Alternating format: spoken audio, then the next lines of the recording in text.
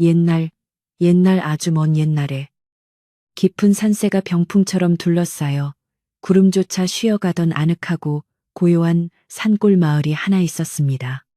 그 마을은 사계절 내내 맑은 시냇물이 흐르고 산새들이 지저귀는 평화로운 곳이었지만 마을 어귀에 홀로 떨어진 작은 초가집에는 남편을 일찍 여의고 어린 딸과 함께 살아가는 정이 많은 과부가 살고 있었지요.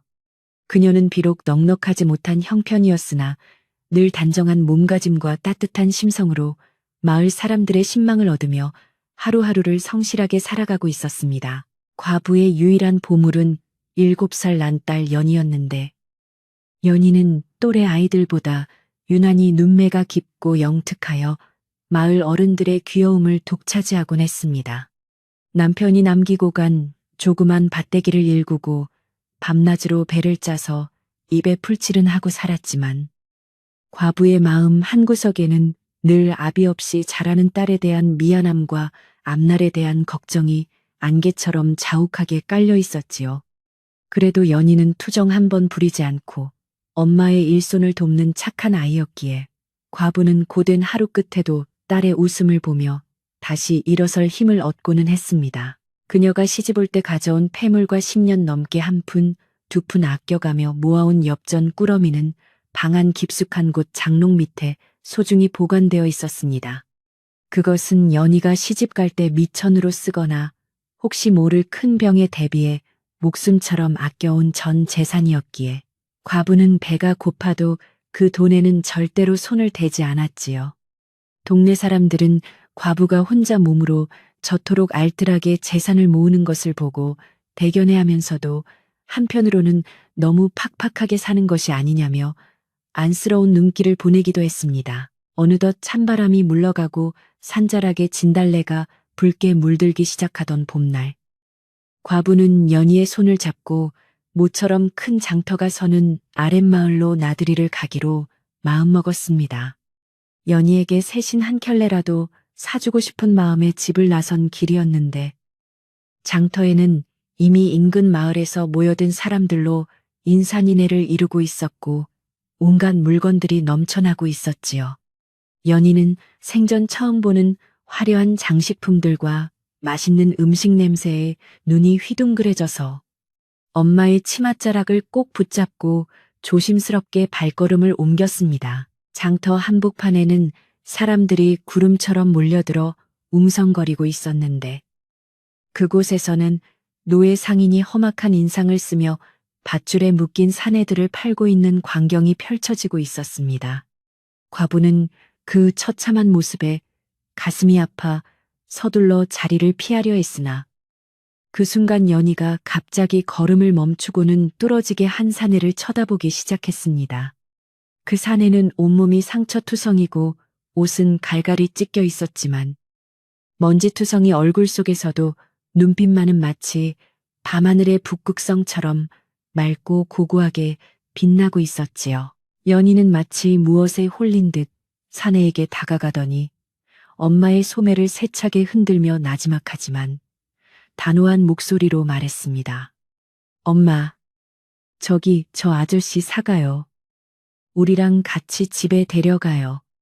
과부는 딸의 엉뚱한 말에 당황하여 아이의 입을 막으며 조용히 하라고 타일렀지만 연희는 평소와 다르게 눈물까지 그렁거리며 간절하게 매달렸습니다. 사내는 고개를 숙인 채 아무런 말이 없었으나 연희의 목소리가 들리자 아주 잠시 고개를 들어 아이를 응시했는데 그 짧은 찰나의 눈맞춤이 과부의 심장을 요동치게 만들었습니다. 노예 상인은 과부의 기색을 살피더니 비아냥거리는 말투로 이 사내는 몸집만 컸지 입을 꾹 닫고 있어 아무짝에도 쓸모가 없으니 헐값에 넘기겠다며 흥정을 걸어왔습니다. 과부는 말도 안 되는 일이라며 고개를 저었지만 연희는 아예 사내의 옷자락을 붙잡고는 엄마가 아니면 이 아저씨는 죽을지도 모른다며 울음을 터뜨리고 말았지요. 그동안 한 번도 떼를 쓰지 않던 딸의 절박한 모습에 과부는 이것이 운명일지도 모른다는 묘한 이끌림을 느끼며 품 안에서 떨리는 손으로 돈주머니를 꺼냈습니다. 그 돈주머니 안에는 그녀가 평생을 바쳐 모아온 전 재산인 엽전 100냥이 들어있었는데 상인은 돈의 액수를 확인하더니 눈을 번뜩이며 당장 사내를 넘겨주겠다고 호언장담했습니다. 과부는 손을 떨며 상인에게 돈을 건네주었고 그 순간 주변을 구경하던 사람들은 과부가 미쳤다며 수군거리기 시작했고 어떤 이는 아까운 재산을 길바닥에 버린다고 비웃기도 했습니다.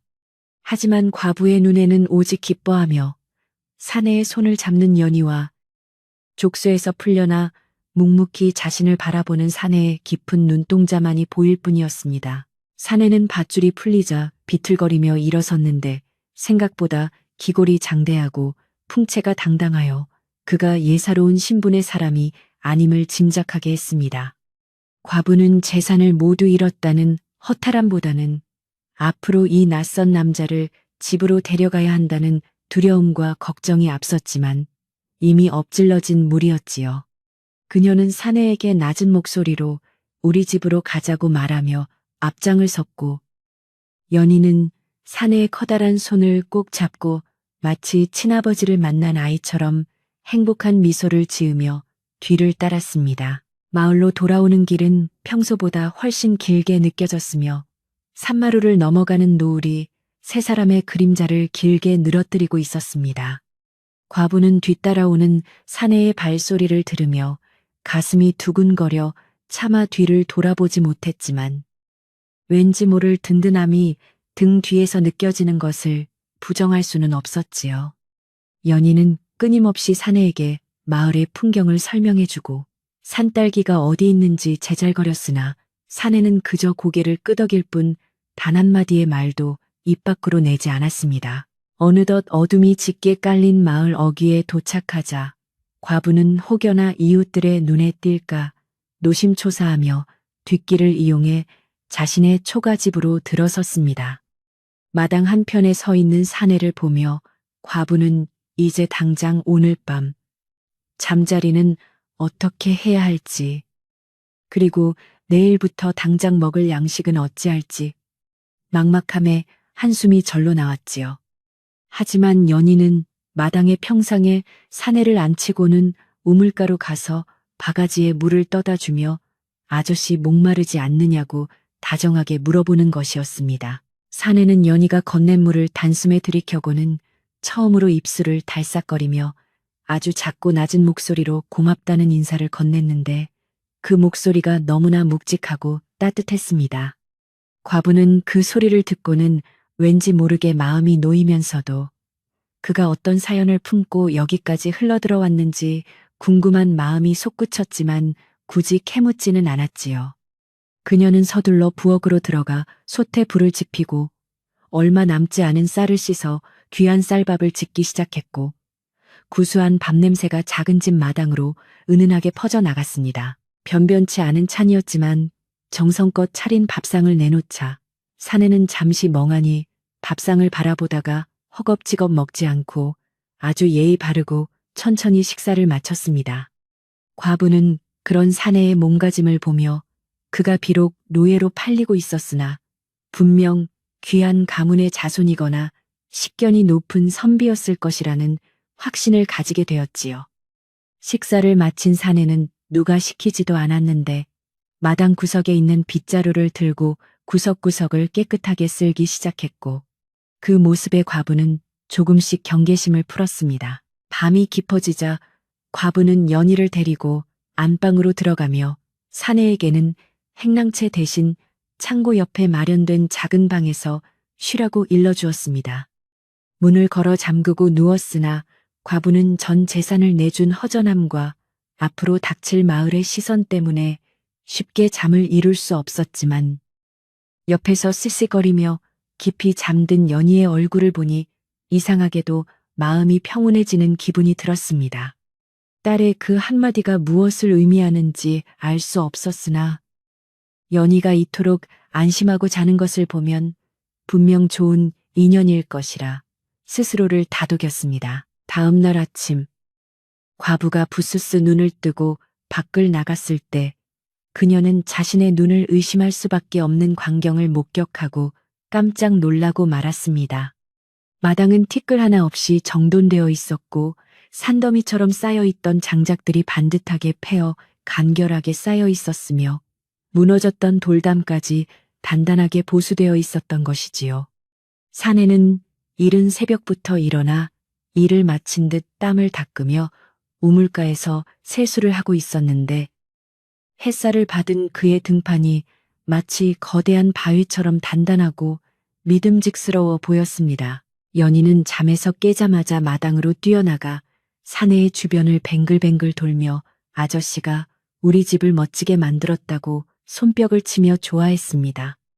과부는 사내에게 다가가 무리하지 말라고 말하려 했으나 사내는 오히려 살짝 고개를 숙여 인사를 하더니 창고에 있던 낡은 쟁기를 꺼내어 손질하기 시작했지요.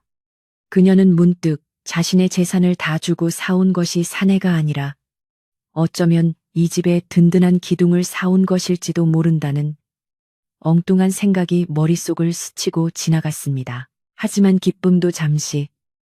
과부의 마음속에는 마을 사람들의 눈총과 소문이 어떻게 번질지에 대한 공포가 서서히 고개를 들기 시작했습니다. 시골 마을에서 과부가 건장한 사내를 데려와 한 집에 살게 되었다는 사실은 그 자체로 커다란 얘기거리가 될 것이 분명했기 때문이지요. 그녀는 사내를 집안 깊숙한 곳에 머물게 하려 했으나 사내는 개의치 않고 묵묵히 자신의 할 일을 찾아 움직였고 그럴수록 과부의 걱정은 깊어져만 갔습니다. 오전쯤 되자 아니나 다를까 담장 너머로 마을 아낙네들이 하나둘 모여들어 수군거리며 과부의 집안을 훔쳐보는 기척이 느껴졌습니다. 세상에나 저 과부가 장터에서 전 재산을 다 털어 남자를 사왔다더니 정말이네 하는 소리가 문틈으로 새어 들어왔고 과부는 얼굴이 화끈거려 밖으로 나갈 엄두를 내지 못했지요. 하지만 연희는 아무것도 모른다는 듯 대문을 활짝 열고 나가 동네 아이들에게 우리 집에 힘센 아저씨가 왔다며 자랑을 늘어놓아 상황을 더욱 난처하게 만들었습니다. 과부는 연희를 불러 꾸짖으려 했으나 아이의 맑은 눈망울을 보니 차마 입이 떨어지지 않았고 결국 모든 것을 하늘의 뜻에 맡기기로 마음을 고쳐먹었습니다. 그녀는 사내에게 이름이 무엇인지 어디서 왔는지 물어보고 싶었지만 사내가 보여주는 깊은 침묵 속에 무언가 말 못할 사연이 숨겨져 있음을 직감하고 입을 다물었지요. 사내는 마치 자신의 신분을 숨기려는 듯 철저히 말을 아꼈으나 그가 보여주는 성실함과 예의범절은 그 어떤 미사여구보다 더 많은 것을 과부에게 말해주고 있었습니다. 한나절이 지나자 마을 어귀에서 과부의 먼 친척이라는 당숙이 씩씩거리며 집으로 찾아와 대문을 거칠게 두드리는 소리가 온 집안에 울려 퍼졌습니다. 당숙은 가문의 수치라며 당장 사내를 내쫓지 않으면 관가에 고발하겠다고 으름장을 놓았고 과부는 떨리는 가슴을 부여잡고 대문 앞으로 나갔지요. 당숙의 뒤로는 마을 사람들 몇몇이 모여 호기심 어린 눈으로 상황을 지켜보고 있었고 과부의 평온했던 삶은 한순간에 폭풍전야처럼 위태로워졌습니다. 사내는 당숙의 고함 소리에도 아랑곳하지 않고 마당 한편에서 묵묵히 낫을 갈고 있었는데 그 서슬퍼런 칼날이 햇빛에 반사되어 당숙의 얼굴을 비추었습니다. 당숙은 사내의 기운에 눌려 주춤하면서도 돈이 어디서 났느냐며 과부의 재산을 탐내는 속내를 은근슬쩍 드러내며 협박의 강도를 높여갔지요.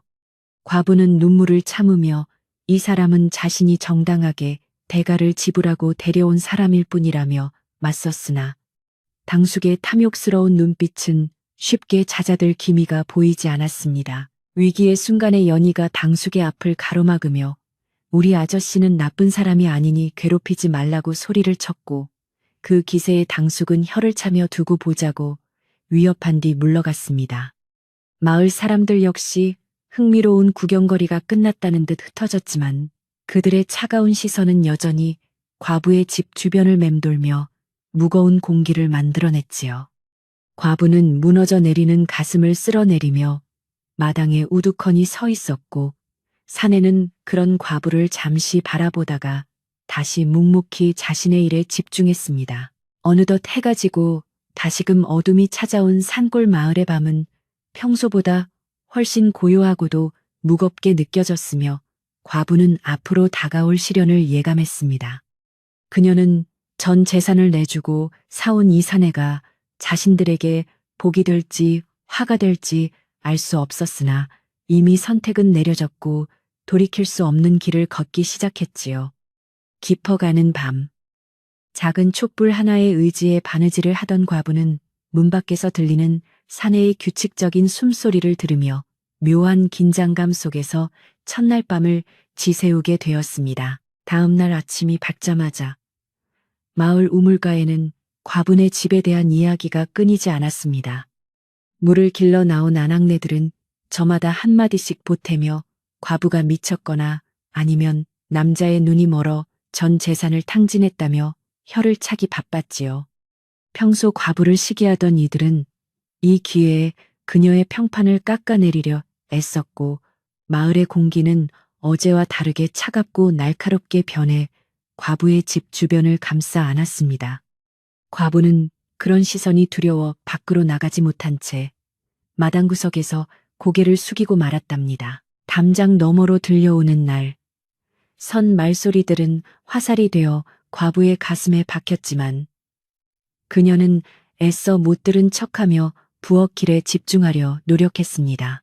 하지만 손은 떨리고 마음은 갈대처럼 흔들려 자꾸만 그릇을 놓치기 일쑤였고 그런 엄마의 모습을 지켜보던 연희는 조용히 다가와 엄마의 손을 꼭 잡아주었지요.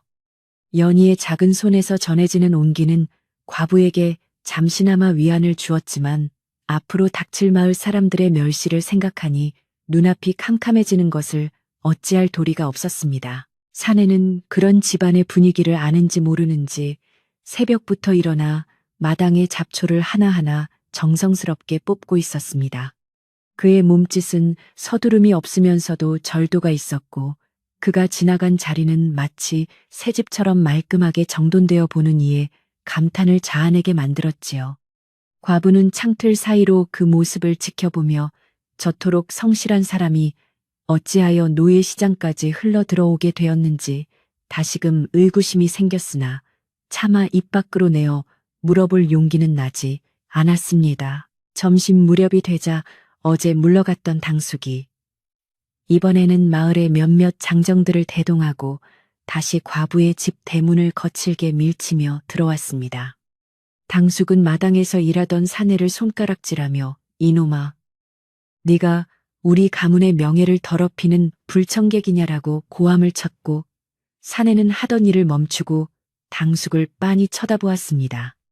사내의 무표정하지만 깊은 눈빛에 압도당한 당숙은 잠시 주춤거렸으나 뒤에 선장정들을 믿고 더욱 기세등등하게 목소리를 높여 과부를 불러냈지요. 과부가 갯마루로 나오자 당숙은 품 안에서 해진 종이 한 장을 꺼내 흔들며 이 집은 원래 가문의 재산이니 당장 비워주어야 한다고 억지를 부리기 시작했습니다. 과부는 돌아가신 남편이 평생 일궈온 소중한 집이라며 울먹이며 항변했지만 당숙은 이미 탐욕에 눈이 멀어 과부의 말 따위는 안중에도 없는 듯 보였습니다. 마을 장정들도 당숙의 편에 서서 과부를 압박했고 평온했던 마당은 순식간에 고성과 욕설이 오가는 험악한 싸움터로 변해버리고 말았습니다. 그때 마을의 가장 연장자이신 큰어르신이 지팡이를 짚고 천천히 대문 안으로 들어오셨는데 그 위험 있는 등장에 당숙과 장정들은 일순간 입을 다물었습니다. 큰어르신은 마을의 대소사를 관장하며 공정하기로 소문난 분이었기에 그분의 말씀 한마디는 곧 마을의 법과도 같았고 모두가 고개를 숙여 예를 표했지요. 어르신은 난장판이 된 마당을 천천히 둘러보시더니 과부에게 다가가 낮은 목소리로 사람의 마음은 길가에 구르는 돌보다 알기 어려운 법이니 너무 서두르지 말라고 하셨습니다. 큰어르신은 사내의 얼굴을 한참 동안이나 뚫어지게 응시하시더니 무언가 깨달은 듯한 표정을 지으셨으나 별다른 말씀 없이 당숙에게 당장 물러가라고 명령하셨습니다. 당숙은 억울하다는 듯 투덜거렸지만 큰어르신의 서슬퍼런 꾸중에 못 이겨 결국 장정들을 데리고 꼬리를 내리며 집을 나설 수밖에 없었지요.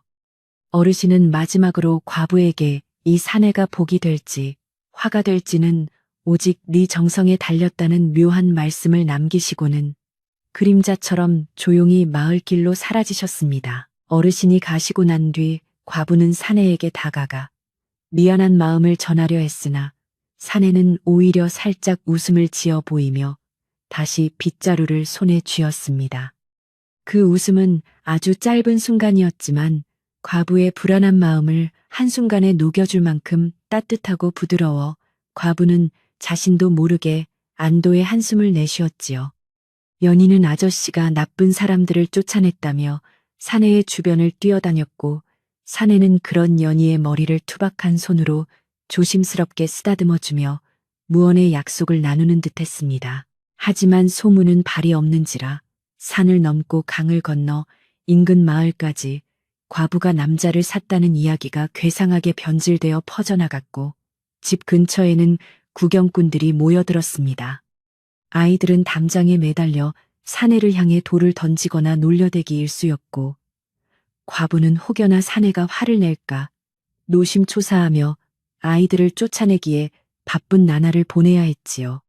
사내는 자신에게 쏟아지는 비난과 조롱에도 전혀 개의치 않는 듯 오직 집안일을 돌보는 데만 전념했고 그 침착함은 오히려 과부를 더 미안하게 만들었습니다. 쌀독은 바닥을 드러내기 시작했고 전 재산을 사내를 사는데 썼기에 당장 끼니를 걱정해야 하는 처지가 되었지만 과부는 사내를 원망하기보다 어떻게든 버텨보려 애썼습니다.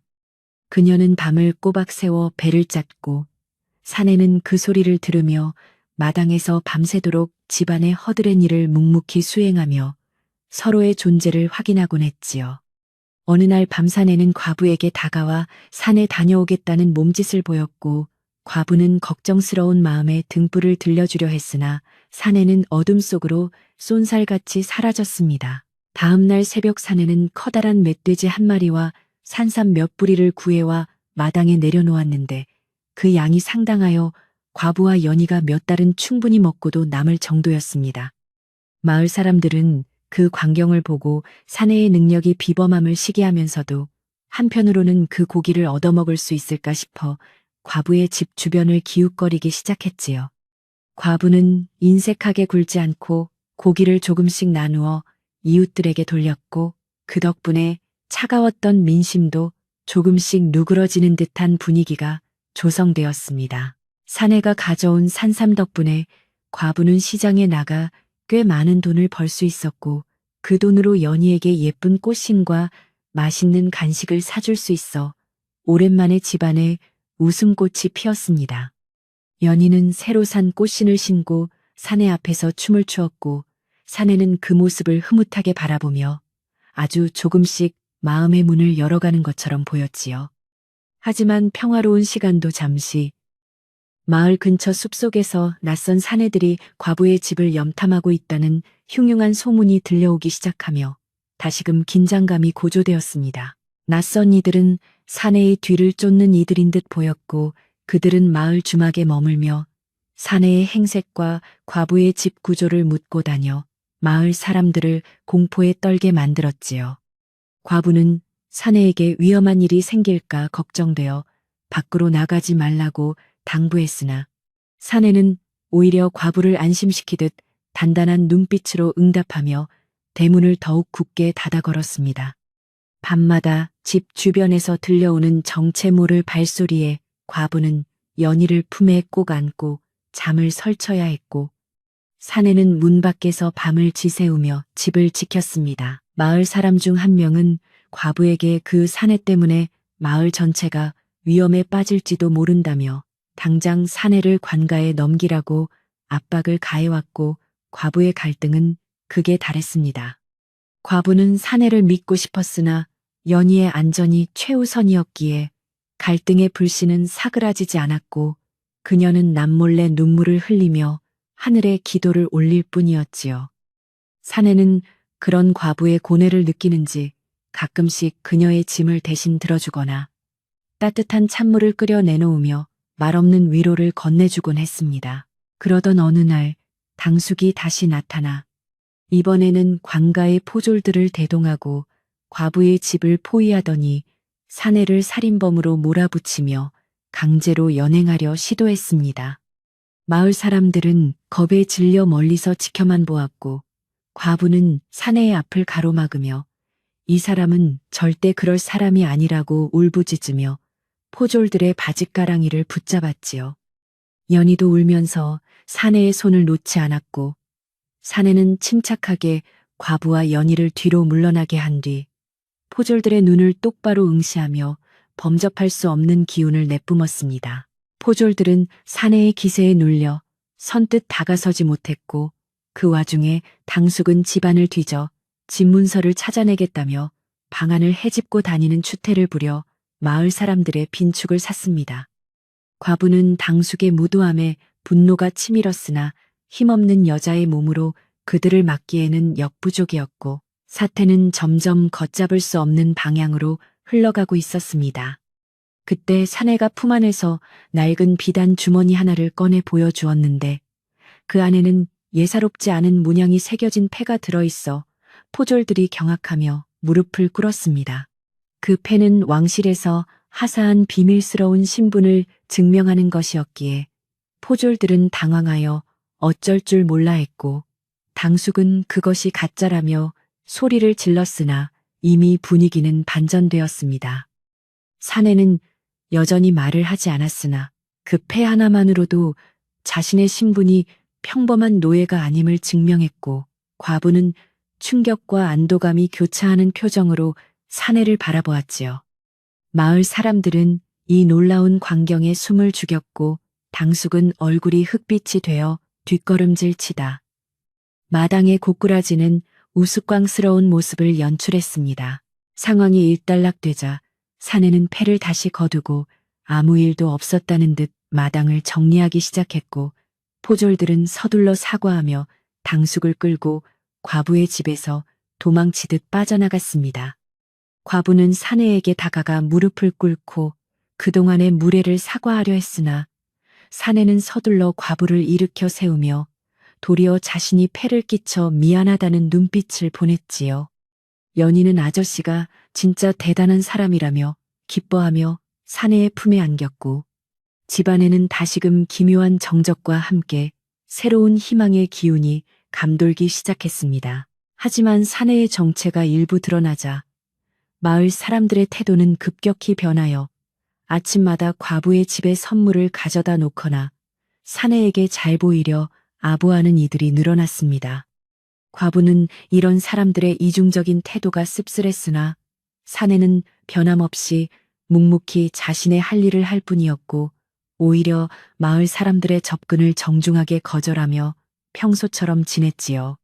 큰어르신은 다시 방문하여 사내와 짧은 대화를 나누셨는데 그때 사내의 목소리가 담장을 넘어 과부의 귀에 아주 희미하게 들려왔으나 그 내용은 알 수 없었습니다. 과부는 사내가 언제든 자신들을 떠날 수 있다는 사실을 깨닫고 가슴 한구석이 허전해졌으나 그가 머무는 동안만이라도 진심을 다해 대접하기로 마음먹고 정성껏 식사를 다 준비했습니다.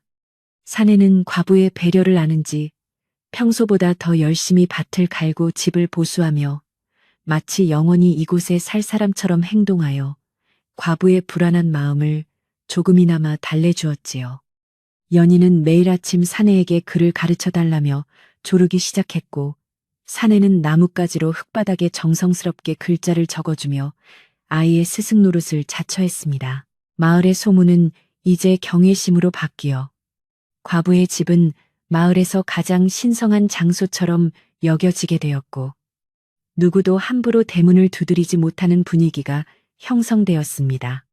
과부는 비로소 전 재산을 주고 사내를 사온 자신의 선택이 틀리지 않았음을 확신하게 되었고 딸 연희의 안목이 얼마나 깊었는지 새삼 놀라며 아이를 대견해 했지요.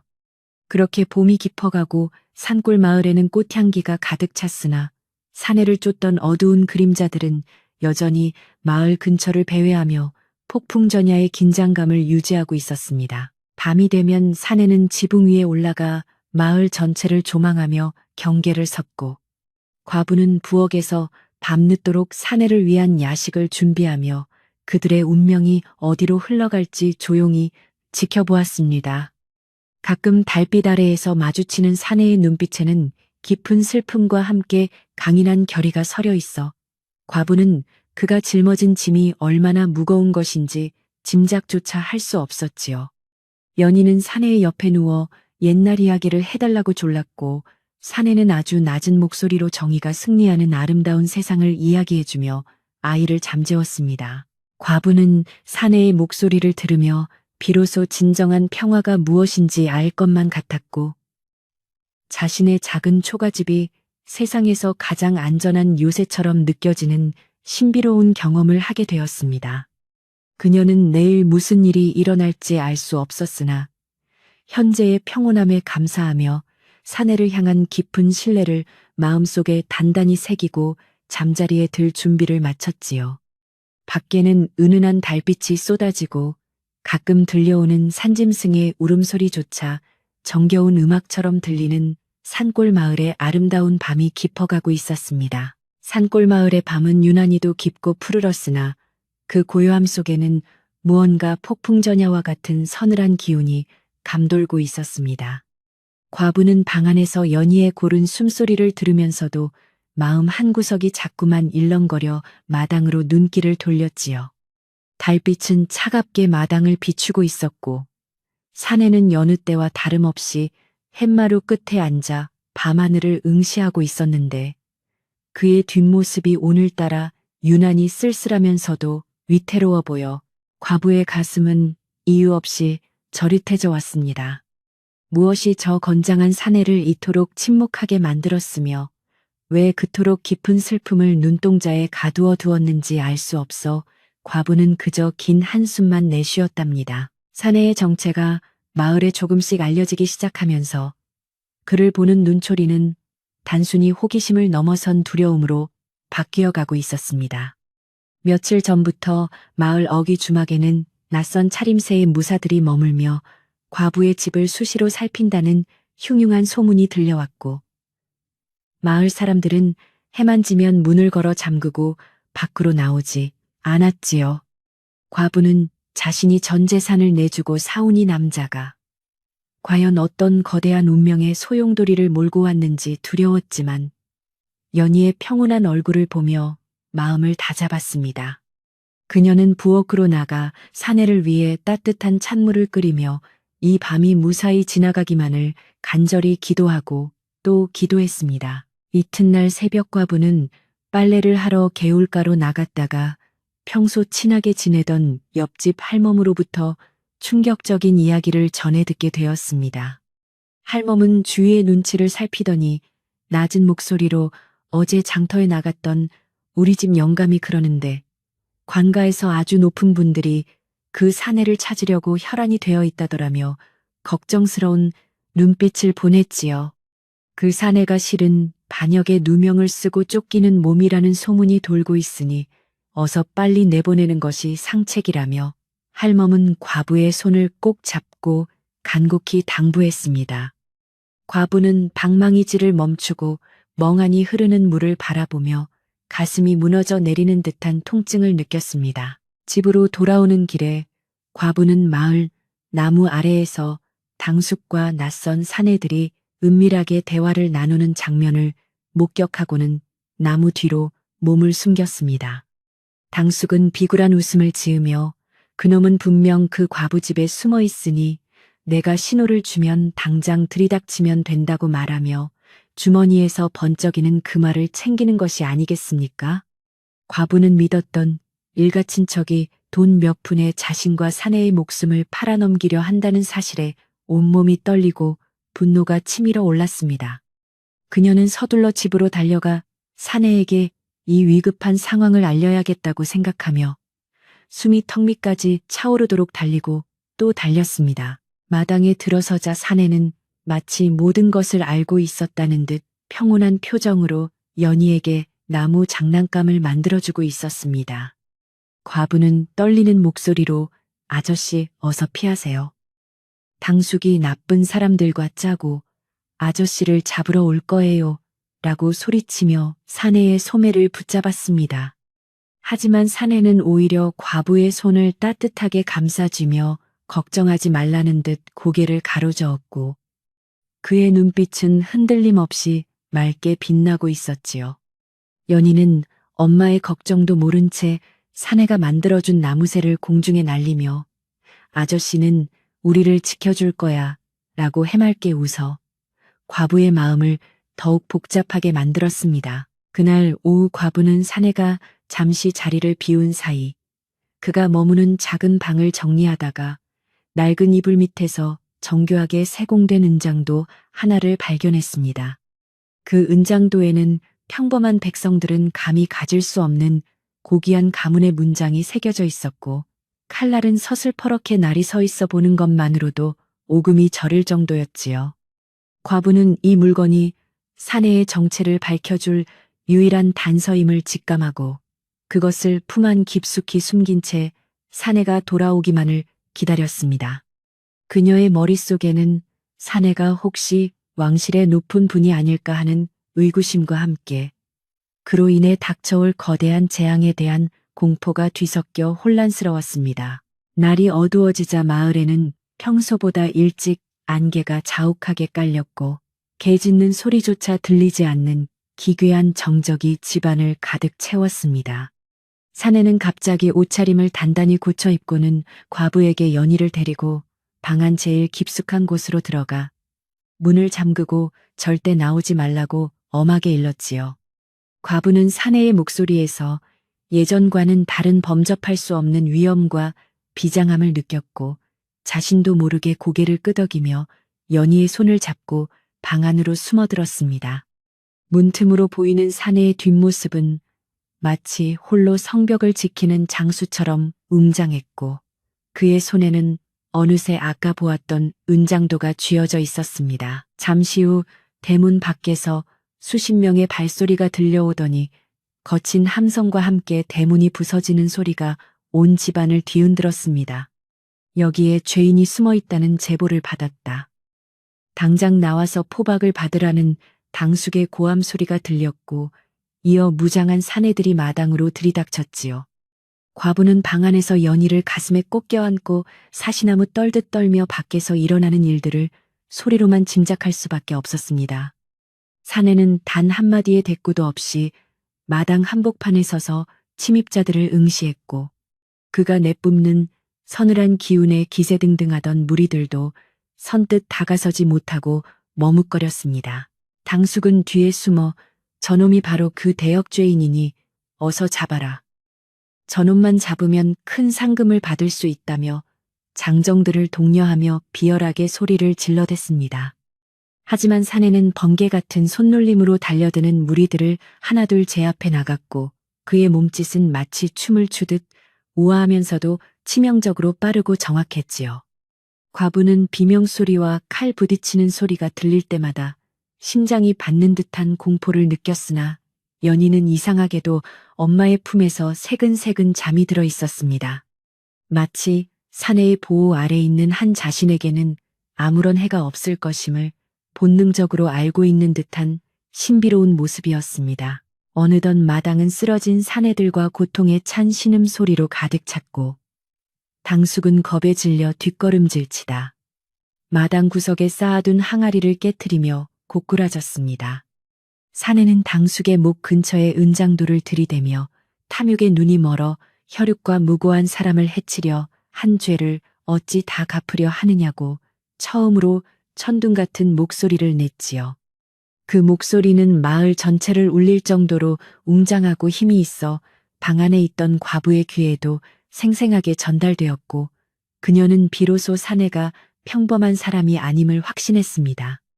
당숙은 살려달라며 애걸복걸하며 바닥을 기었고 그 추악한 모습에 사내는 침을 뱉듯 시선을 돌려버렸습니다. 상황이 정리되자 사내는 피 묻은 은장도를 닦아 품에 넣고는 과부가 숨어있는 방 앞으로 다가와 나직한 목소리로 이제 안심하고 나오셔도 됩니다라고 말했습니다. 과부는 떨리는 손으로 문을 열고 마당으로 나왔고 눈앞에 펼쳐진 참혹하면서도 장엄한 광경에 할 말을 잃고 멍하니 서 있을 수밖에 없었지요. 사내는 과부의 눈을 똑바로 바라보며 자신의 정체에 대해 이야기하려 했으나 과부는 조용히 손을 들어 그의 입을 막으며 지금은 아무 말도 하지 않아도 된다고 했습니다. 그녀에게 중요한 것은 사내의 과거가 아니라 현재 자신과 연희를 지켜준 그의 진심이었기 때문입니다. 하지만 소란을 듣고 몰려온 마을 사람들은 마당에 쓰러진 자들을 보고 경악하며 과부의 집을 에워싸고는 사내를 살인마로 몰아붙이기 시작했습니다. 사람들은 과부가 재산을 탕진하고 미친놈을 데려와 마을에 피바람을 몰고 왔다며 돌을 던지려 했고 과부는 필사적으로 사내의 앞을 가로막았습니다. 마을 사람들의 무지와 편견은 칼보다 무서웠고 과부는 그들의 차가운 시선 속에서 진실을 밝히는 것이 얼마나 어려운 일인지 뼈저리게 느끼며 눈물을 흘렸지요. 그때 마을의 큰어르신이 다시 나타나 지팡이로 땅을 내리치며 사람들을 꾸짖으셨고 장내는 순식간에 조용해졌습니다. 큰어르신은 사내에게 다가가 깊이 고개를 숙이더니 오랜 시간 고초를 겪으셨으나 결국 하늘이 굽어 살피어 이곳까지 오게 되셨군요. 라고 의미심장한 인사를 건넸습니다. 마을 사람들은 큰어르신의 행동에 당황하며 술렁였고 사내는 어르신을 부축하며 자신은 그저 이 집의 은혜를 입은 보잘것없는 사람일 뿐이라고 겸손하게 답했지요. 어르신은 마을 사람들을 향해 이 사내는 나라를 위해 목숨을 걸었던 충신이며 간신들의 모함으로 억울한 누명을 쓴 분이니 함부로 입을 놀리지 말라고 일갈하셨습니다. 그 말씀에 사람들은 일제히 땅에 엎드려 사죄의 뜻을 표했고 마당은 순식간에 숙연한 분위기로 바뀌었습니다. 과부는 큰어르신의 말씀을 통해 사내가 사실은 조정에서 촉망받던 젊은 장군이었으나 권력 싸움의 희생양이 되어 유배를 가던 중 탈출했다는 사실을 알게 되었습니다. 그녀는 자신과 연희가 돌본 사람이 그런 위대한 분이었다는 사실에 가슴이 벅차오르면서도 한편으로는 신분의 차이 때문에 그를 떠나보내야 할지도 모른다는 슬픔이 밀려왔지요. 사내는 과부의 슬픈 눈빛을 읽었는지 조용히 다가와 그녀의 어깨에 손을 얹으며 신분은 껍데기에 불과할 뿐 저에게 진정한 집은 오직 이곳뿐입니다라고 위로했습니다. 연희는 잠에서 깨어 사내의 품으로 달려갔고 세 사람은 달빛 아래서 서로를 의지하며 깊은 유대감을 나누었습니다. 그러나 사내를 쫓던 무리들은 아직 포기하지 않았으며 마을 밖 숲속에는 더 많은 병력들이 매복하고 있다는 첩보가 큰어르신을 통해 전달되었습니다. 사내는 마을 사람들에게 피해가 가는 것을 막기 위해 홀로 산으로 들어가 적들을 유인하겠다고 선언했으나 과부는 절대로 혼자 보낼 수 없다며 강하게 반대했지요. 과부는 전 재산을 주고 사온 내 사람이니 내 허락 없이는 한 발짝도 나갈 수 없다며 고집을 피웠고 사내는 그런 과부의 당당하고도 따뜻한 마음에 감동하여 빙그레 미소를 지었습니다. 결국 사내는 마을의 지형을 이용해 적들을 소탕할 계획을 세우기로 하고 마을 장정들과 힘을 합치기 시작했습니다. 사내는 마을 장정들에게 기본적인 무술과 방어 전술을 가르치며 짧은 시간 안에 그들을 훌륭한 파수꾼으로 만들어 나갔고 마을 사람들은 사내를 진심으로 따르기 시작했습니다. 과부는 장정들을 위해 매일같이 밥을 짓고 부상자들을 치료하며 사내의 든든한 조력자 역할을 수행했고 연희는 아이들을 모아 적들의 움직임을 감시하는 파수꾼 놀이를 하며 힘을 간그리고 보챘지요. 온 마을이 하나의 목표를 위해 단결하는 모습은 이 작고 평범한 산골 마을에 전례 없는 활기를 불어넣었고 사내는 그런 마을 사람들의 모습에서 진정한 희망을 발견했습니다. 드디어 결전의 날이 다가왔고 숲속에서 숨어 지내던 무장 세력들이 어둠을 틈타 마을을 기습하기 위해 산을 내려오기 시작했습니다. 사내는 미리 파놓은 함정과 매복을 통해 적들을 혼란에 빠뜨렸고 방황한 적들은 사내의 신출 귀몰한 공격에 추풍낙엽처럼 쓰러져 나갔지요.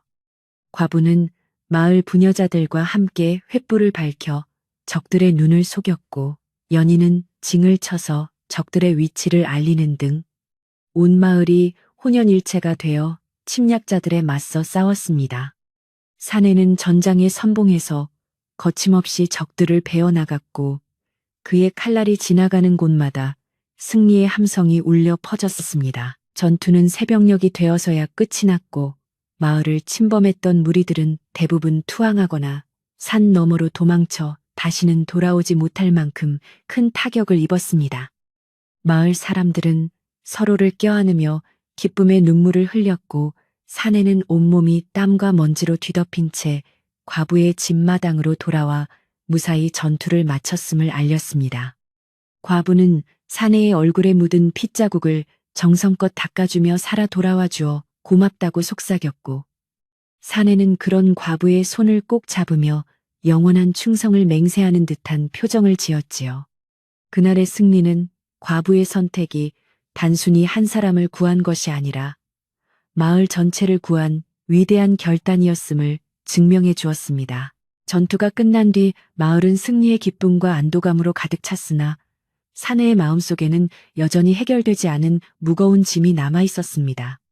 그는 자신의 누명을 벗고 진실을 밝히기 위해 조만간 도성으로 올라가야 할 때가 올 것임을 알고 있었고 과부 또한 그 사실을 예감하며 마음의 준비를 하고 있었지요. 하지만 두 사람은 당장의 이별을 걱정하기보다는 주어진 평화를 만끽하며 서로에게 최선을 다하기로 약속했고 연희는 그런 두 사람 사이에서 가장 행복한 아이로 자라났습니다. 마을 사람들은 이제 사내를 마을의 수호신처럼 여기며 존경을 표했고 과부의 집은 마을에서 가장 따뜻하고 정이 넘치는 장소가 되었습니다. 며칠 후 도성에서 사내의 억울함을 증명할 수 있는 결정적인 증거를 가진 옛 부하가 마을을 찾아와 사내에게 기쁜 소식을 전했습니다. 간신들의 비리가 밝혀져 임금님께서 사내를 다시 불러들이기로 하셨다는 소식에 마을은 축제 분위기가 되었으나 과부의 가슴은 이별에 대한 슬픔으로 미어지는 듯 했습니다. 사내는 화려한 관복을 입고 돌아갈 기회가 생겼음에도 불구하고 과부와 연희의 곁을 떠나는 것을 망설였고 그의 고뇌는 깊어만 갔지요. 과부는 사내에게 가서 당신의 명예를 되찾으세요. 우리는 여기서 당신이 돌아오기만을 기다릴게요라며 눈물을 삼키며 그를 독려했습니다. 사내는 과부의 손에 자신이 평생 간직해온 귀한 가락지 하나를 쥐어주며 반드시 돌아오겠다는 굳은 약속을 남기고는 도성을 향해 길을 떠났습니다. 연희는 아빠라고 부르며 멀어지는 사내의 뒷모습을 보며 손을 흔들었고 마을 사람들도 눈시울을 붉히며 사내의 앞날을 축복해 주었지요. 과부는 사내가 떠난 빈자리를 보며 전 재산을 내주었던 그날의 선택이 결코 헛되지 않았음을 다시 한번 되새기며 그가 돌아올 때까지 집을 잘 지키겠다고 다짐했습니다. 그렇게 산골 마을에는 다시 고요함이 찾아왔지만 그 고요함은 예전과는 다른 희망과 기다림이 섞인 따뜻한 공기였습니다. 사내가 떠난 후에도 과부는 변함없이 성실하게 집안일을 돌보며 연희를 키웠고 마을 사람들은 그녀를 진정한 양반 가문의 안주인처럼 대접하며 도와주었습니다. 당숙은 그날 이후 마을에서 쫓겨나 행방이 묘연해졌고 마을은 이제 악한 기운 없이 평화로운 일상을 회복하여 아이들의 웃음소리가 끊이지 않았지요. 과부는 매일 저녁 연희와 함께 마을 입구의 느티나무 아래에서 도성으로 이어진 길을 바라보며 사내가 돌아올 날을 손꼽아 기다렸고 그녀의 마음은 지치지 않는 사랑으로 가득 차 있었습니다. 달빛 아래에서 반짝이는 가락지를 보며 그녀는 사랑하는 사람을 만난 것이 세상에서 가장 큰 재산임을 깨달았습니다. 어느덧 계절은 바뀌어 산마다 붉은 단풍이 물들기 시작했고 들판은 황금빛 물결로 넘실거리며 풍요로운 가을의 소식을 전해오고 있었습니다. 과부는 추수 준비를 하며 바쁜 나날을 보내던 중 마을 어귀에서 들려오는 요란한 말발굽 소리에 가슴이 두근거려 일손을 멈추고 고개를 들었지요. 멀리서 먼지를 일으키며 다가오는 무리들, 선두에는 그토록 그리워하던 사내가 늠름한 장군의 모습으로 말을 타고 달려오고 있었는데 그의 얼굴에는 과부와 연희를 향한 환한 미소가 번지고 있었습니다. 그날의 선택은 마침내 위대한 결실을 보아 산골 마을의 전설 같은 사랑 이야기를 완성하게 되었습니다. 마을에 내려앉았던 자욱한 새벽 안개가 서서히 걷히고 눈부신 아침 햇살이 과부의 작은 초가집 마당을 비추기 시작했습니다. 어젯밤의 소동이 꿈이었던 것처럼 세상은 다시 평온을 찾은 듯 보였으나 마당 곳곳에 남은 발자국과 부서진 대문 조각들은 그 치열했던 순간들이 엄연한 사실이었음을 증명해주고 있었지요. 과부는 밤새 한잠도 이루지 못한 채 연희를 품에 안고 캔마루에 앉아 있었고 사내는 묵묵히 부서진 대문을 보수하며 다가올 더 큰 운명의 물결을 조용히 기다리고 있었습니다. 마을 사람들은 멀리서 과부네 집을 힐끔거리며 어젯밤에 보았던 사내의 비범한 무용과 그가 보여준 신비로운 패에 대해 낮은 목소리로 속삭이며 경외심을 드러냈습니다. 정오가 가까워질 무렵 마을 입구 쪽에서 심상치 않은 말발굽 소리가 들려오더니 흙먼지를 일으키며 화려한 관복을 입은 일단의 무리가 과부의 집 앞으로 다가왔습니다.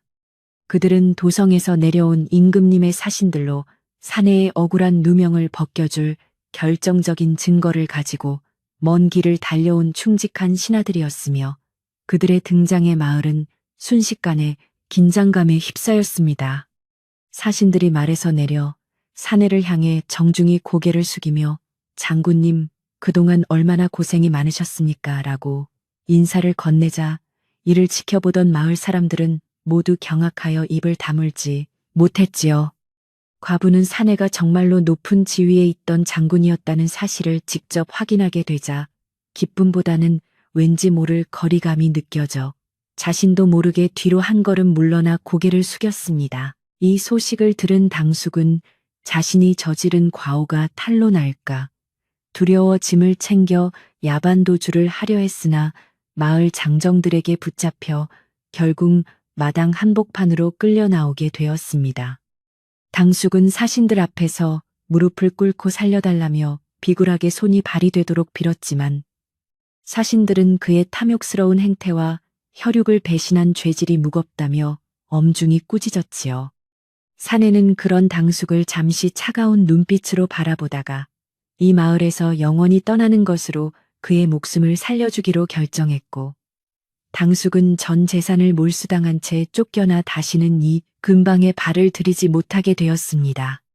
마을 사람들은 정의가 실현되는 과정을 지켜보며 그동안 과부를 비난하고 사내를 무시했던 자신들의 어리석음을 뉘우치며 하나둘 사죄의 뜻을 표하기 시작했습니다. 사신들은 사내에게 이제 도성으로 돌아가 예전의 지위와 명예를 회복하고 나라를 위해 다시 힘써달라는 임금님의 교지를 전달하며 당장 채비를 서두르라고 재촉했습니다.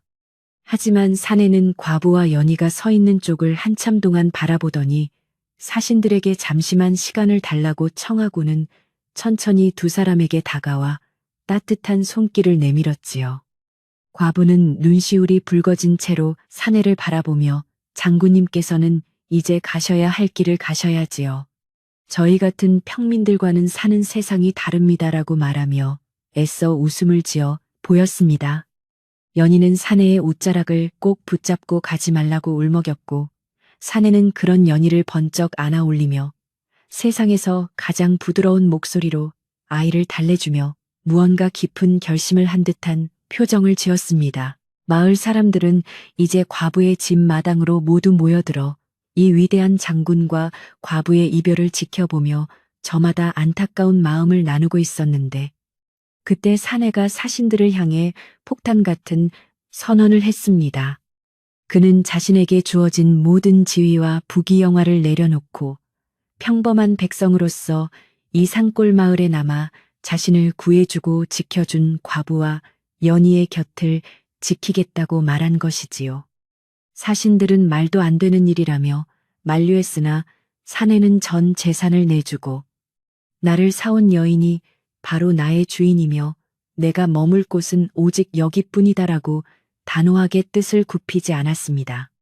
이 광경을 지켜보던 마을 사람들은 사내의 진정한 의리와 사랑에 감탄하며 뜨거운 박수를 보냈고 과부는 감격의 눈물을 흘리며 사내의 품에 안겼습니다. 결국 사신들은 사내의 완강한 결심을 꺾지 못하고 임금님께 이 사실을 보고하기 위해 도성으로 발길을 돌렸으며 대신 사내의 명예는 온전히 회복되어 누구도 그를 함부로 대할 수 없게 되었습니다. 이제 마을에는 더 이상 사내를 쫓는 무사들도 과부를 괴롭히는 당숙도 없었으며 오직 평화와 축복만이 가득한 새로운 일상이 시작되려는 참이었지요. 과부는 사내에게 미안한 마음이 들어 다시 한번 생각해보라고 권했지만 사내는 오히려 껄껄 웃으며 이제부터는 진짜 이 집의 일꾼으로서 밀린 농사일을 도와야겠다며 소매를 걷어붙였습니다. 연희는 다시 아저씨가 우리 집에 있게 되었다며 온 동네를 뛰어다니며 자랑했고 마을은 오랜만에 잔치 분위기로 들썩거리며 고소한 지집 냄새가 온 마을에 진동하게 되었습니다. 사내를 괴롭히던 어두운 과거가 완전히 청산되자 과부의 집은 예전의 허름한 초가집에서 벗어나 마을 사람들의 도움으로 튼튼하고 아늑한 보금자리로 재탄생하게 되었습니다. 마을 사람들은 너나 할 것 없이 나무를 해오고 지붕을 이으며 과부와 사내의 새로운 시작을 진심으로 축복해 주었고 그 과정에서 서로 간의 오해와 갈등도 눈 녹듯 사라졌지요. 큰어르신은 손수 쓴 현판을 들고 찾아와 과부의 집에 보은재라는 이름을 붙여주시며 은혜를 갚는 집이라는 뜻이니 평생 행복하게 살라고 덕담을 건네주셨습니다. 과부는 이제 더 이상 사람들의 눈을 피하지 않고 당당하게 마당을 쓸고 빨래를 하며 사내와 함께 일구어갈 미래를 꿈꾸며 설레는 마음으로 하루하루를 보냈습니다. 어느덧 소란스러웠던 법석이 가라앉고 마을에는 시원한 가을바람이 불어와 사람들의 뜨거워진 가슴을 차분하게 식혀주었으며 들판에는 곡식들이 풍요롭게 익어갔습니다. 과부와 사내는 함께 밭으로 나가 땀을 흘리며 일했고 연희는 그 옆에서 메뚜기를 잡으며 뛰놀았는데 그 모습이 마치 아주 오래전부터 함께해온 한 가족처럼 자연스럽고 평화로워 보였지요. 사내는 더 이상 칼을 잡지 않았지만 그의 묵직한 존재감만으로도 마을의 모든 다툼과 불안이 사라졌으며 그는 진정으로 이 마을의 정신적인 지주가 되어 사람들에게 지혜를 나누어 주었습니다. 저녁이 되면 마을 사람들은 과부의 집 마당에 모여 사내가 들려주는 도성의 신기한 이야기나 정의로운 삶에 대한 가르침을 들으며 마음의 평온을 찾고는 했습니다. 마을에는 이제 새로운 관습이 생겨났는데 그것은 어려운 처지에 놓인 이웃을 보면 과부의 결단을 떠올리며 서로 돕고 나누는 따뜻한 배려의 문화가 깊게 뿌리내리게 된 것이었습니다. 과부는 전 재산을 잃었을 때 느꼈던 두려움이 사실은 더 큰 보물을 얻기 위한 과정이었음을 깨닫고 자신의 작은 선행이 마을 전체를 변화시킨 것에 대해 깊은 감사를 느꼈지요. 사내는 밤마다 연희에게 글을 가르치고 예절을 가르치며 아이가 훌륭한 인재로 자랄 수 있도록 정성을 다했고 연희는 그런 사내를 친아버지처럼 따르며 밝고 건강하게 자라났습니다. 고요한 산골 마을의 밤은 이제 두려움의 대상이 아니라 서로의 숨소리를 들으며 안심하고 잠들 수 있는 축복의 시간이 되어갔습니다. 가을 추수가 끝난 어느 날 과부는 마을 부녀자들과 함께 커다란 가마솥에 팥죽을 쑤어 마을 사람들에게 나누어 주며 그동안의 고마움을 전하는 작은 잔치를 열었습니다. 사내는 마을 장정들과 함께 겨울을 나기 위한 땔감을 넉넉히 준비해 집집마다 나누어 주었고 마을은 그 어느 해보다 따뜻하고 넉넉한 겨울을 맞이할 준비를 마쳤지요.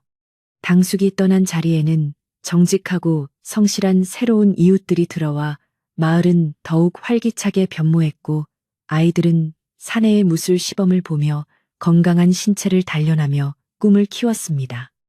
과부는 부엌 창가에 앉아 김이 모락모락 나는 팥죽 그릇을 보며 가난했지만 마음만은 부자였던 지난 날들이 이제야 비로소 보상받는 기분을 느끼며 잔잔한 미소를 지었습니다.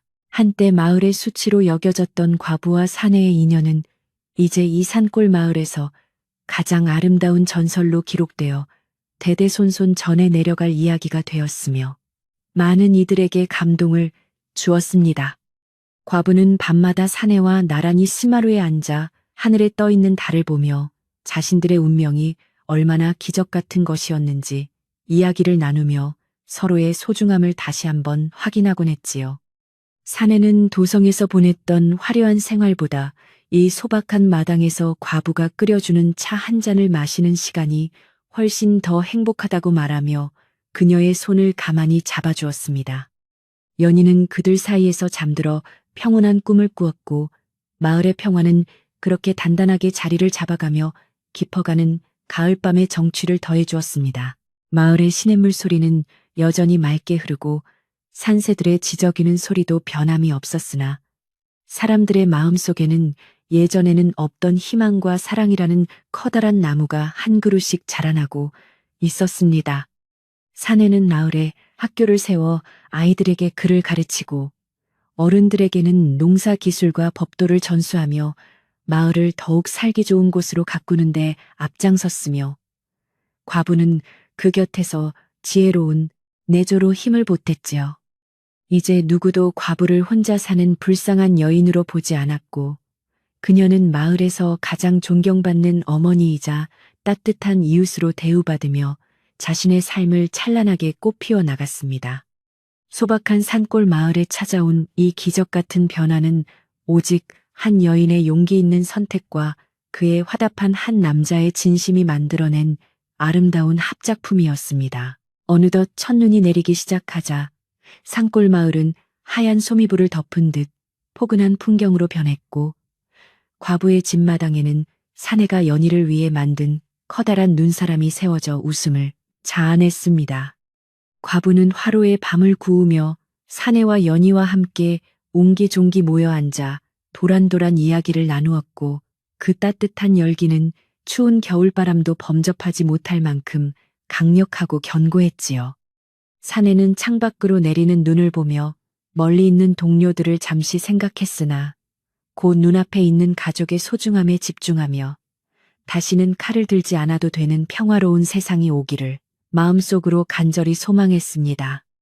연희는 사내의 품에 파고들어 옛날 이야기를 해달라고 졸랐고 사내의 낮고 묵직한 목소리는 하얀 눈송이처럼 방 안 가득 부드럽게 내려앉았습니다. 겨울이 깊어갈수록 마을 사람들의 정은 더욱 깊어졌고 과부의 집은 언제나 사람들로 북적이며 웃음꽃이 피어나는 사랑방 역할을 톡톡히 해냈습니다. 마을의 큰어르신은 가끔 과부의 집을 방문하여 사내와 바둑을 두며 세상을 살아가는 이치에 대해 논하셨고 과부는 그들을 위해 정성껏 빚은 만두와 떡국을 내놓으며 넉넉한 인심을 베풀었지요.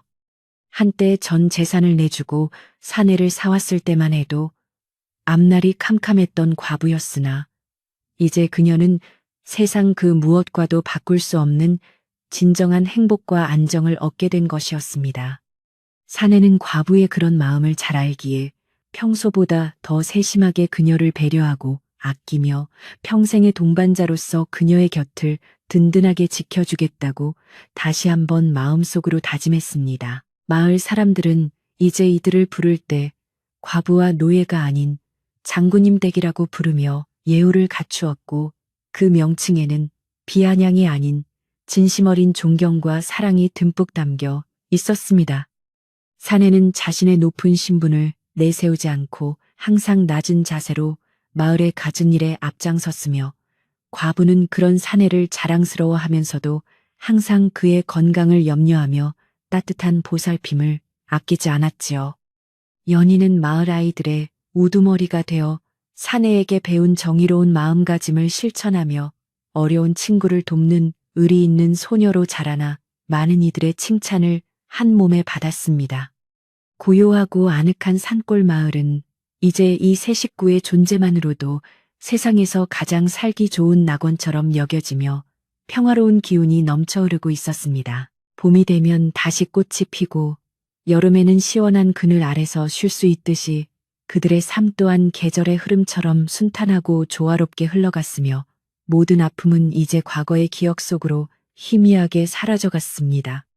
산에는 마을 어귀에 있는 낡은 정자를 보수하여 누구나 쉬어갈 수 있는 공간으로 만들었고 그곳은 마을 사람들의 소통의 장이 되어 공동체의 결속력을 더욱 단단하게 만드는 계기가 되었지요. 과부는 정자에 모인 이들을 위해 시원한 미숫가루와 맛있는 떡을 준비하며 사람들의 이야기를 들어주고 조언을 건네는 마을의 지혜로운 여인으로 자리매김하게 되었습니다. 그들의 집에서 시작된 작은 온기는 이제 마을 전체를 따뜻하게 데우는 커다란 화로가 되어 사람들의 얼어붙은 마음을 녹여주고 삶의 의지를 북돋워 주었습니다. 어느 날 밤 사내는 과부에게 도성에서 온 서신 한 통을 보여주었는데 그것은 임금님께서 사내의 공로를 잊지 않고 이 마을을 특별구역으로 지정하여 세금을 감면해 주겠다는 기쁜 소식이었습니다. 마을 사람들은 이 소식을 듣고 만세를 부르며 기뻐했고 사내가 마을에 남아준 덕분에 모두가 큰 혜택을 보게 되었다며 다시 한번 사내와 과부에게 감사의 인사를 전했지요. 과부는 자신의 선택이 개인의 행복을 넘어 마을 사람 전체에게 복을 가져다 주었다는 사실에 가슴이 벅차올랐고 연희는 아빠가 우리 마을의 영웅이라며 으쓱해하며 좋아했습니다. 이 일로 인해 과부와 사내의 신뢰는 더욱 깊어졌고 마을은 외부의 간섭 없이 자치적으로 평화롭게 운영되며 다른 마을의 부러움을 사는 모범적인 공동체가 되었습니다. 마을에는 이제 악한 소문이나 시기 질투 대신 서로를 칭찬하고 격려하는 아름다운 말들만 오갔으며 과부의 집마당은 늘 아이들의 웃음소리와 어른들의 정겨운 대화로 활기가 넘쳐났습니다. 사내는 마을 장정들과 함께 산에 올라 공동 사냥을 하거나 밭일을 도우며 공동체의 생산성을 높이는데 크게 기여했고 과부는 마을 부녀회장이 되어 마을의 대소사를 꼼꼼하게 챙기며 살림꾼 면모를 보였지요. 연희는 마을에서 가장 똑똑한 아이로 이름나 주변 마을에서까지 그를 배우러 오는 아이들이 생길 정도로 그 명성이 자자해져 과부의 어깨를 으쓱하게 만들었습니다. 산골 마을의 평화는 그렇게 매일매일 조금씩 더 단단해지고 깊어졌으며 그 중심에는 언제나 서로를 신뢰하고 사랑하는 세 사람의 모습이 있었습니다. 사내는 가끔 밤중에 잠이 깨어 마당을 거닐며 예전에 치열했던 전쟁터나 도성의 복잡한 전개를 떠올리곤 했으나 곧 방 안에서 들려오는 과부와 연희의 고른 숨소리를 들으며 얼굴에 평온한 미소를 띄웠습니다. 그에게 이제 가장 소중한 승리는 전쟁터에서 적을 벤 것이 아니라 사랑하는 가족을 지켜내고 매일 저녁 따뜻한 밥상을 마주하는 일상임을 깨달은 것이었지요. 과부 또한 잠결에 사내의 발소리를 들으며 그가 여전히 자신의 곁에 있음을 확인하고 깊은 안도감 속에서 다시 잠을 청하며 내일에 대한 희망찬 꿈을 꾸고는 했습니다. 그들에게 주어진 평화는 단순한 운이 아니라 서로를 향한 진심 어린 희생과 용기가 만들어낸 값진 선물이었기에 그 가치는 무엇과도 비교할 수 없을 만큼 컸습니다. 시간은 강물처럼 흘러 어느덧 마을에는 다시 연분홍 진달래가 흐드러지게 피어나는 봄이 찾아왔고 과부와 사내가 만난 지도 벌써 1년이라는 세월이 흘러 어느덧 깊은 정이 들었습니다. 마을 사람들은 1주년을 기념하여 과부와 사내의 정식 혼례를 올려주기로 뜻을 모았고 온 마을이 합심하여 잔치 준비를 시작하며 다시 한번 축제 분위기에 젖어들었지요. 과부는 수줍은 새색시처럼 고운 한복을 입고 거울을 보며 지난 1년간의 파란만장했던 시간들을 회상하며 자신의 삶에 찾아온 이 기적 같은 변화에 감사의 눈물을 흘렸습니다. 사내 역시 장군의 위엄 대신 신랑의 설렘을 가득 담은 표정으로 과부를 바라보며 평생 그녀만을 아끼고 사랑하겠다고 마을 사람들 앞에서 다시 한번 굳게 맹세했습니다. 혼례식 당일 마을은 형형색색의 깃발과 꽃들로 장식되었고 인근 마을 사람들까지 몰려들어 인산인해를 이루며 두 사람의 앞날을 진심으로 축하해 주었습니다. 연희는 예쁜 옷을 입고 엄마 아빠 앞에서 꽃잎을 뿌리며 가장 행복한 미소를 지었고 큰어르신의 주례 아래 두 사람은 정식으로 부부가 되어 백년해로를 약속했지요. 잔치 음식은 끊이지 않았고 마을 사람들은 밤늦도록 춤을 추고 노래를 부르며 자신들의 마을에 찾아온 이 위대한 사랑의 결실을 함께 기뻐하고 즐겼습니다.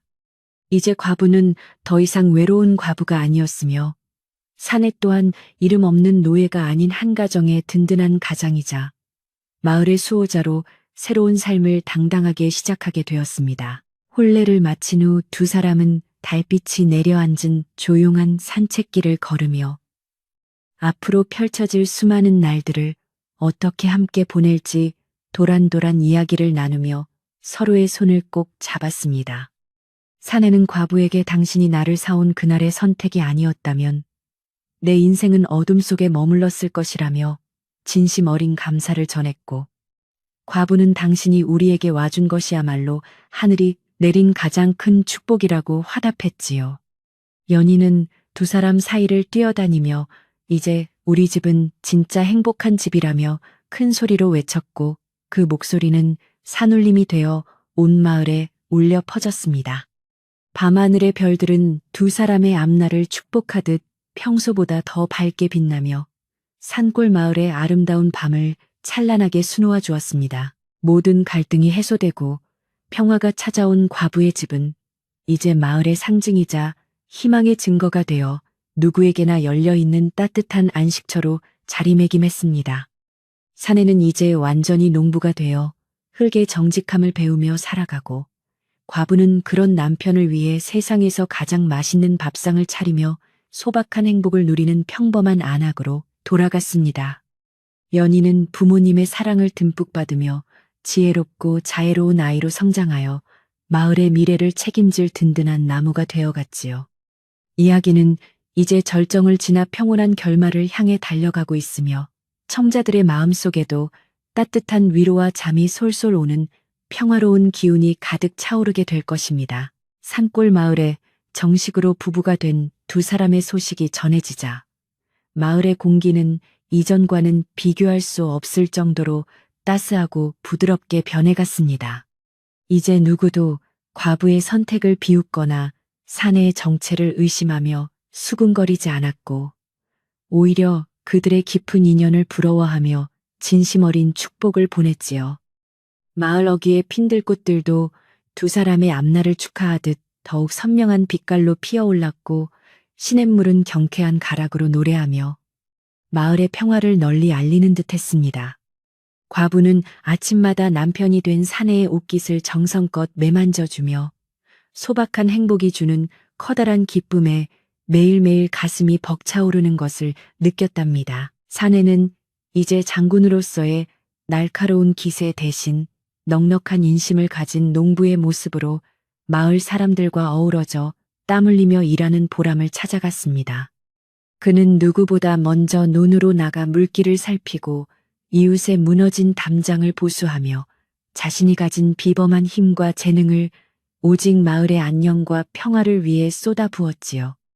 마을 청년들은 사내를 형님처럼 따르며 농사기술뿐만 아니라 사내의 깊은 품성과 지혜를 배우려 애썼고, 그 덕분에 마을의 농사 수확량은 예년보다 훨씬 늘어 풍요로운 결실을 맺게 되었습니다. 과부는 들녘에서 돌아오는 사내의 건강한 웃음소리를 들으며 자신의 전 재산이었던 엽전 100냥이 가져다 준 기적이 이토록 거대할 줄은 꿈에도 몰랐다며 미소 지었습니다. 과부는 부엌 가마솥 앞에 앉아 불을 지피며 지난 날들을 하나씩 떠올려 보았는데 전 재산을 내주며 사내를 사온 그날의 떨림이 여전히 생생하게 느껴졌습니다. 만약 그때 연희의 한마디를 무시하고 지나쳤다면 지금의 이 따뜻한 온기와 든든한 울타리는 결코 존재하지 않았을 것이라는 생각에 아이의 손을 다시 한번 꼭 잡았지요. 그녀는 이제 돈으로 환산할 수 없는 진정한 재산은 바로 사람의 마음이며 서로를 믿고 의지하는 사랑이야말로 세상에서 가장 귀한 보물임을 깊이 깨닫게 되었습니다. 불꽃은 타닥타닥 소리를 내며 과부의 얼굴을 발그레하게 비추었고 그녀의 마음속에도 평생 꺼지지 않을 행복의 등불이 활활 타오르고 있었습니다. 연희는 이제 마을에서 가장 밝고 총명한 아이로 자라나 사내를 아빠라 부르며 그의 뒤를 강아지처럼 졸졸 따라다니는 것이 일상이 되었습니다. 사내는 연희를 위해 직접 나무를 깎아 예쁜 놀이개를 만들어주거나 산에서 따온 달콤한 머루를 입에 넣어주며 세상 그 누구보다 다정한 아버지의 모습을 보여주었지요. 아이의 맑은 웃음소리는 담장을 넘어 온 마을로 퍼져나갔고 사람들은 그 소리를 들을 때마다 과부의 집에 깃든 복이 자신들에게도 전해지는 것 같다며 함께 기뻐했습니다.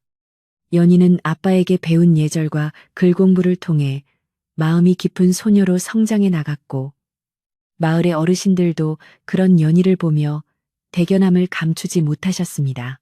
계절은 어느덧 다시금 차가운 바람을 몰고 오며 산천을 하얗게 물들일 준비를 마쳤지만 과부의 집 안방 화로에는 언제나 훈훈한 열기가 가득했습니다.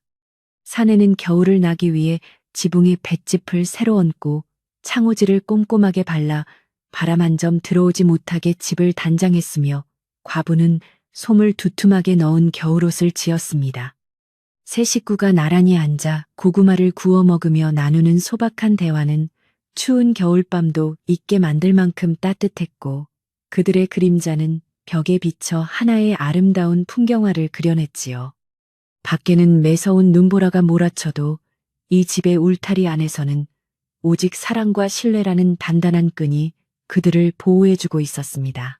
과부는 이제 마을 부녀자들을 모아 자신이 가진 바느질 솜씨를 가르쳐주며 어려운 이웃들이 겨울을 따뜻하게 보낼 수 있도록 돕는 일에 앞장섰습니다. 그녀는 예전에 고단했던 삶을 잊지 않고 늘 주변을 살피며 가진 것을 나누는데 주저함이 없었으며 그런 그녀의 모습에 마을 사람들은 진심으로 존경을 표했지요. 한때 그녀를 시기하고 질투했던 이들도 이제는 과부의 집을 찾아와 고민을 털어놓고 조언을 구하며 마을의 화합을 다지는데 큰 힘을 보태게 되었습니다. 나눔이 주는 기쁨은 과부의 얼굴의 주름 대신 인자한 미소를 선물해 주었고 그녀의 이름은 마을에서 가장 따뜻한 사람의 상징처럼 불리게 되었습니다. 마을 한복판에 우뚝 솟은 커다란 느티나무 아래에는 사내가 마을 아이들을 위해 세운 작은 서당이 생겼고 아이들은 그곳에서 매일 아침 글 읽는 소리를 드높였습니다. 사내는 아이들에게 단순히 지식을 전달하는 것을 넘어 정의로운 마음가짐과 부모에 대한 효도, 그리고 이웃사랑의 소중함을 몸소 실천하며 가르쳤지요. 거친 무사의 손은 이제 붓을 잡고 아이들의 꿈등을 그려주는 인자한 스승의 손이 되었고 그의 가르침을 받은 아이들은 마을의 든든한 기둥으로 자라나기 시작했습니다. 마을 어른들은 사내의 서당 주변을 지나갈 때마다 걸음을 멈추고 고개를 숙여 예를 표하며 우리 마을에 이런 훌륭한 분이 오신 것은 하늘의 축복이라며 칭송했습니다. 어느 화창한 오후 과부는 사내가 산에서 직접 캐온 갖가지 나물과 향긋한 약초를 넣어 정성 가득한 점심 밥상을 차려 마당 너럭바위 위에 정갈하게 내놓았습니다.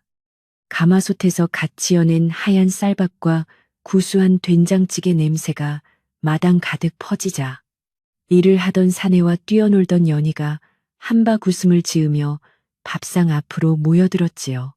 세 식구가 서로에게 맛있는 반찬을 얹어주며 도란도란 이야기를 나누는 모습은 지나가던 나그네도 발걸음을 멈추게 할 만큼 평화롭고 아름다운 광경이었습니다.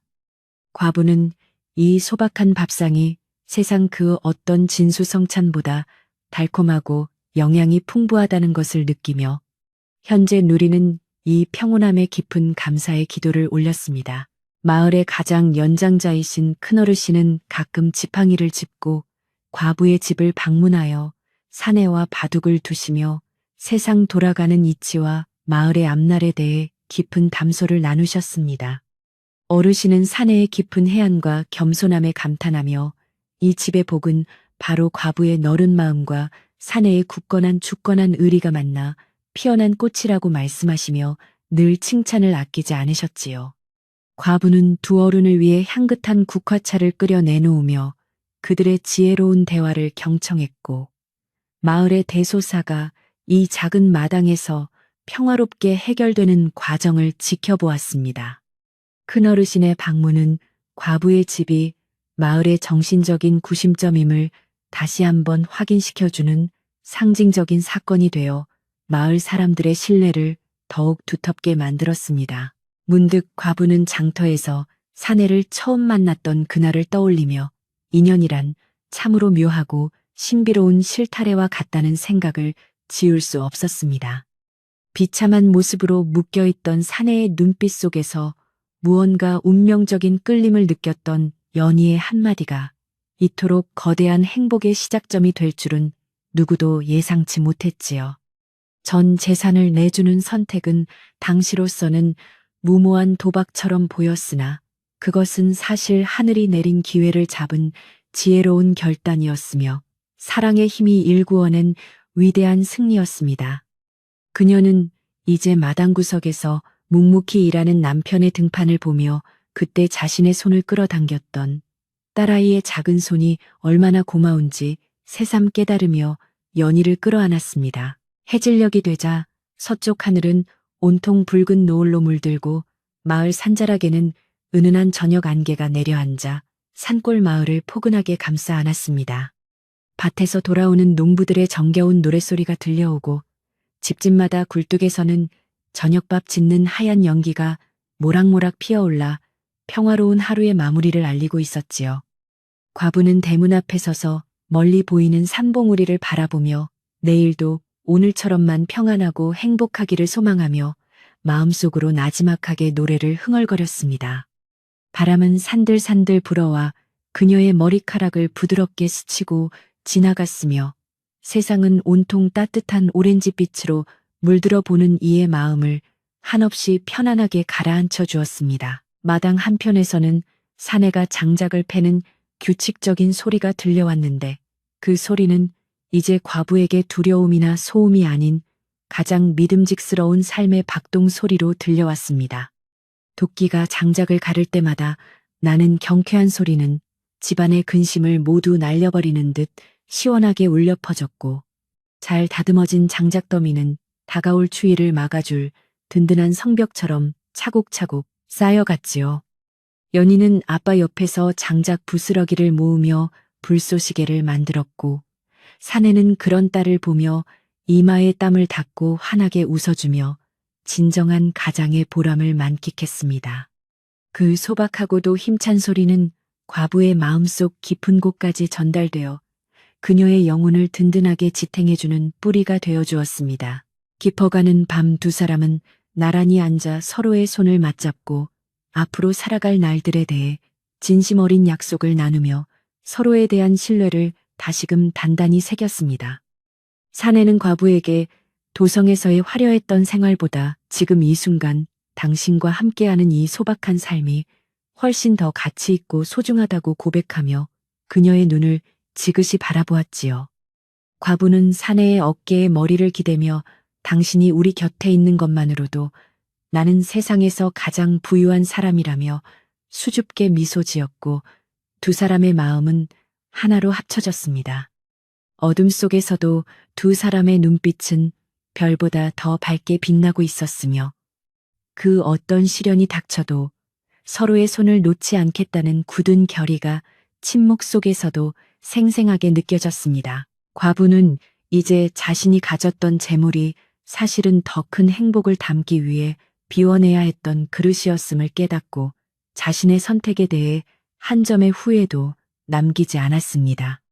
그녀는 전 재산을 내주고 얻은 것이 단순히 한 사람의 목숨이 아니라 자신의 인생을 송두리째 바꿔놓은 구원이자 사랑이었음을 매일 아침 눈 뜰 때마다 감사하게 생각했지요.